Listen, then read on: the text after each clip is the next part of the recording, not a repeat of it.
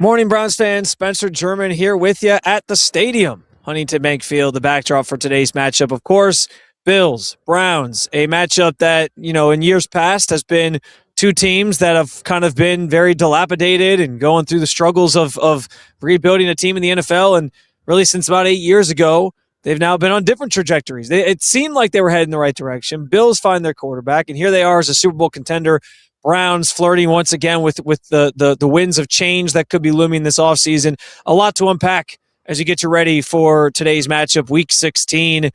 Bills and Browns here on the docket. Appreciate you coming to hang out here pregame for this conversation. Make sure you head on over to brownsroundtable.com. Follow along with us. Yeah, look at that. Here we go. We got a QR code. Right that's new. You scan the QR code and you can go to the website. Do I have that right?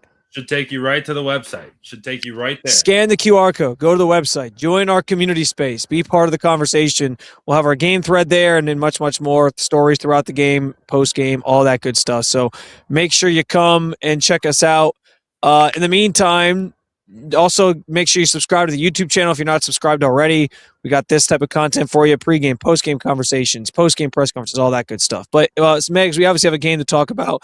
I think the first thing that comes up for me in this one is the fact that there's just another number of injuries that I think are going to impact this one today for the Browns. Denzel Ward out for a second straight week. That's obviously a big blow for this defense.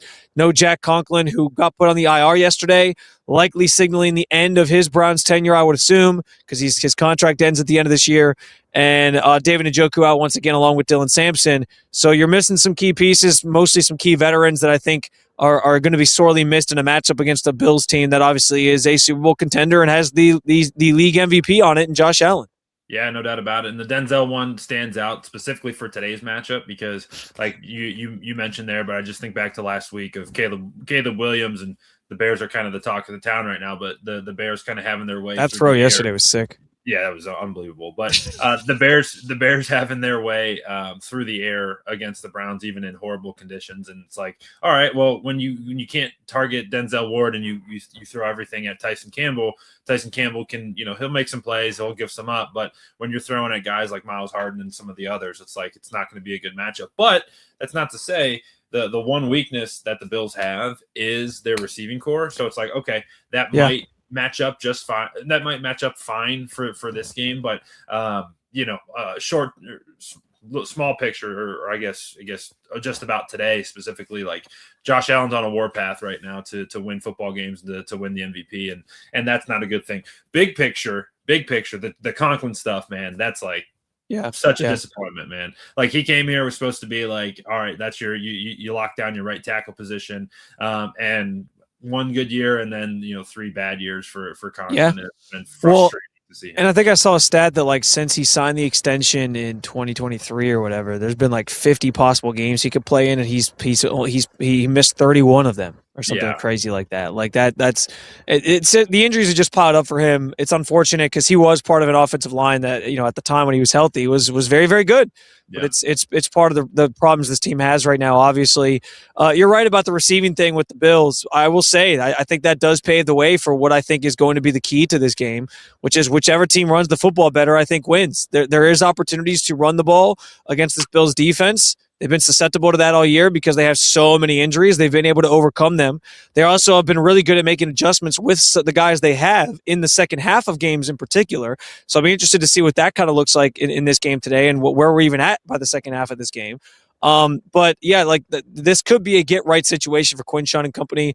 But if the Browns can't run the football and the Bills conversely find some of the success other teams have had lately of running the football, I think it's going to be a long day. And with Josh Allen and James Cook, like that's a big, big challenge for this defense to try to stop both those guys in that phase of the game specifically. Yeah, and we've seen the past couple of weeks, like the Titans gashed us in the run game, the Bears gashed us in the run game. Like that's one way you can get after this Browns team, and I'd argue that James Cook is like, if you look at it from a yards perspective, he's just south of Jonathan Taylor, who's leading the league in yards in rushing yards, and it's like we're looking at one of the better running backs and running games in all of the NFL.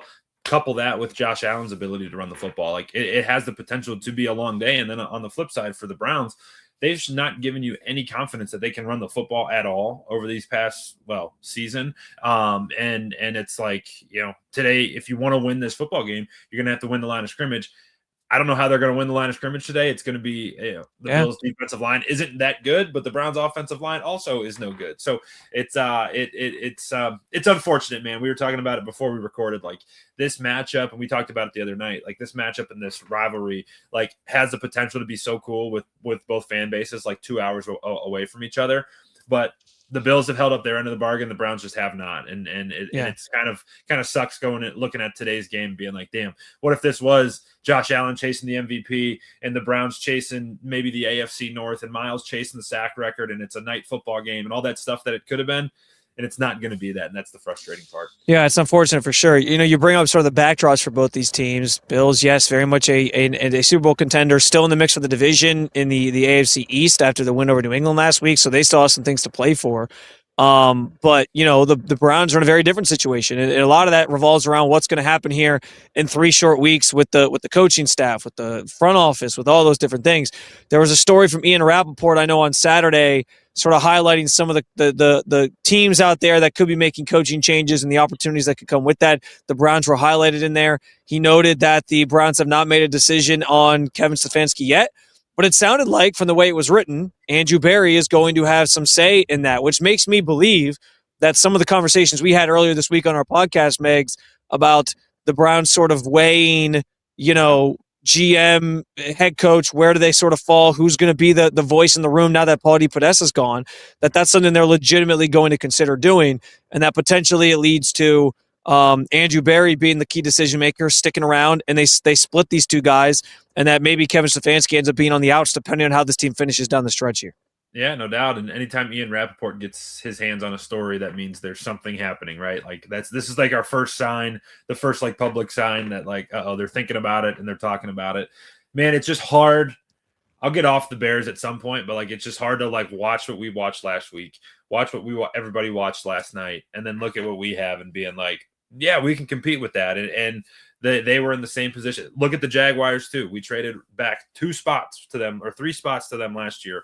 And now they're going to win the AFC South and be the 2 or 3 seed in the entire playoffs. It's all about getting a guy in here that's unique, that can bring something to the table in terms of play calling on the offensive side, in my perspective, and matching them up with a good quarterback, and you're on your way. And the Browns, unfortunately, I think, are on the wrong side of that coin as it stands right now. Yeah, we don't have to relitigate all of that right now. We did talk about it on our podcast episode earlier in the week that you can find here at Browns Roundtable on the YouTube channel. But yeah, like I just think they're in a very precarious spot. I don't know what bringing it back with everybody really. It feels like you're sort of just delaying the inevitable, and they're going to get like, because they might be bad again next year. They have a lot of holes. They have a lot they have to fix on the offensive line, receiver, all that. And you also are trusting Andrew Berry to nail those positions that he's missed on so much already during his tenure here. So there's just a lot of questions. I think they have to change something at this point. And it sounds like, at least right now, it may end up being Kevin Stefanski if they get to the end of the season and this is still a 3-win football team. But obviously 3 weeks to still play out. I do think those 3 games matter. And if you steal 1 or 2 of these, like, maybe you convince everybody that you're going to stick around. And that's why I go back and forth on this conversation day after day. I've talked about it before. One day I think everyone's gone. One day I think one's going to stay, one's going to go. One day I think they're both going to stay. And so I think, like, day by day and week by week, I think that kind of sums up how this entire thing could ultimately play out when push comes to shove anyway. So we'll see. But that starts today. Matchup with the Bills, of course, on the field behind me. I was going to say, part of that conversation is winning one of these last 3 games. And you're like, yeah, if you can do it. And that obviously could be today. If they upset the Bills, that would, I think, mean a lot in terms of guys' futures and things like that. It might calm some of those waters. Megs, this is the point of the program where we give our predictions for the game. I think both of us have sort of ominous scores here, but where's your head at with this? And then what's your bold prediction for today? Yeah, no, my concern going into today is that the Bills are fighting not for their playoff lives, but they're fighting for the AFC East, and they're trying to chase down the Patriots. And the Patriots don't play tonight till 8:20, right? They're the Sunday night football game against the Baltimore Ravens. So they're not going to know what's going on with the New England Patriots. So we're going to get a playoff type effort from the Buffalo Bills. We're going to get Josh Allen's best. We're going to get the Bills' best effort today because they have to. And they have to win this football game. This is a game that you simply cannot afford to lose if you're the Buffalo Bills. And why I say all that is because all year long, we've been saying, hey, the Browns will keep it close in the first half, and maybe it's close at halftime, the other team will pull away. I don't think that's going to be the case. I think it's going to feel a lot like it did last week, and I think it's actually going to feel worse than that. I think the Bills get off to a fast start, and then they just press the pedal down the rest of the way, and I think we get a vintage Josh Allen game. I think James Cook runs all over us. I think you're going to get a big game from Dalton Kincaid, just the tight end group in general. They have 3 or 4 good tight ends with the Buffalo Bills, and so I think it's going to be all Bills all day. I've got my final score 41. I have it 41-17. I'm kind of pulling back on that a little bit, maybe, but I'll keep it 41-17. And the Browns get boat raced today by the Bills. Well, I'm not far off from you. I don't quite have them getting to 40, but I have 31. I have 31-10. And I like the Bills have been a second half team all year, so I feel like it'll probably be like a modest, like, I don't know, maybe like 14, like last week, sort of like 14-7 or something going into the break maybe, and then they just turn on the Jets in the second half and pull away like they've done to so many teams this year. I still feel like whichever team runs the football better is gonna win this game, like I said earlier, and I think the Bills will find that success, especially in the second half as they wear down that defensive line a little bit more, and that's that other teams frankly have found against them in recent weeks. But along those lines, I will say, I went a little high last week. I'm going to say Quinshawn over 100 yards today. I'm going to make it a modest 100 yards. I think there's going to be opportunities to run the football. I think that'll give the Browns some momentum early, and I think he'll get over 100 and at least 1 touchdown. That's at least my bold prediction for today. But where's your head at with that? Before I do a bold prediction, we got Jacob in the comments here. We got 21-20. We got 21-20 Browns, baby. He says Browns defense. Jacob, I don't elaborate here. Do you think the Browns defense is scoring all 3 of those touchdowns? That's if we get 21-20, that'd be a hell of a win there. All right, my bold prediction for the day, only because it looks like it's sunny behind you, and from the videos and pictures I'm seeing from everyone in downtown Cleveland today, it looks like it's decent weather. I got Shador and Jerry Jeudy hooking up today. I got them in the end zone for a touchdown, and I got Jeudy over 80 yards. I like that. That doesn't feel like it should be a bold prediction for a number 1 wide receiver. Yeah, we're not going very bold for having bold predictions today. We're kind of just going mild. But honestly, like 100 yards rushing. Well, no. Listen, it's not even you. It's me too. I'm like, 100 yards rushing. Like that's such a modest number when you really think about it. Yeah. Die hard thinking. I love it. But hey, with this offense, getting 100 yards rushing is a slog. Here's the other thing: does Myles get the sack record today? I'm saying yes. Yes. I'm saying he gets at least 1.5. Here's the other question. What should it look like? Because it can't just be this like lame. We all know like the Michael Strahan one where Brett Favre, everyone thinks took a dive and all that. Like it can't be that. It can't be like he can't get it on a half sack where he like barely even is in there on the play. It has to be like a strip sack or like he at least gets to actually tackle Josh out. Like it has to be something cool. I don't want this like lame moment that gets replayed forever. And Jerm, I honestly think too that like Josh won't do that. Like Josh is the type of guy who like. No, you got. He said he didn't want to be on his highlight tape, so I'm sure he's going to try to get away from him. Yes. Whoa. Yeah. Whoa. Yeah. No. What happened? We got a comment here that I'm just going to delete. Okay. We're just going to delete that.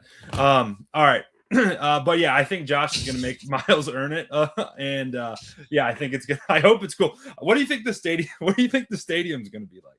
I think it's going to be a lot of blue. It's going to be a lot of blue. All right, what do you think it's going to be like when Myles gets the record? Oh, he'll get cheered for sure. Yeah. Like no matter who's in the stadium. I was saying this yesterday.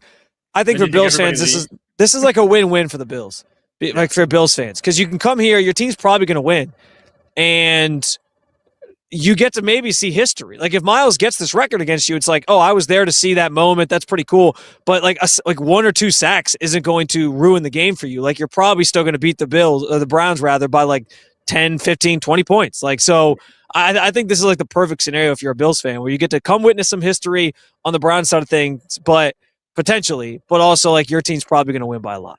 Yeah, no, it should be a lot of fun. You said driving in that the Muni lot's got a lot of blue. There's a lot of Bills flags flying around. And again, I just think about what this game could be. Like I imagine this game like that Thursday night Jets game from 2 years ago, like that Thursday nighter, just like imagining what it could be and what it should be. But instead, we're gonna get we get the stinky Browns versus a Bills team that's on a warpath right now, and that's frustrating. Well, that's going to do it for our pregame conversation here. Obviously, make sure you come back here to the Browns Roundtable YouTube channel where you can join us for our postgame conversation. 12 going to rebound, Browns 27-24. I like it. I like it. Let's go. I like that a lot. We'll see. We didn't even really talk about Shedeur, but I think he's going to be important to this game, but I also think the run game is going to matter a little bit more. Anyway, like I said, we'll be back post-game. Make sure you come hang out. We'll talk about whatever happens on the field behind me. Also, follow along throughout the game over at brownsroundtable.com. We'll have our live game thread and much, much more. We appreciate you guys and your support as always. Enjoy the game. Enjoy, hopefully, Myles getting the sack record. And we will talk to you afterwards. Keep on following along with all things Cleveland Browns with Browns Roundtable.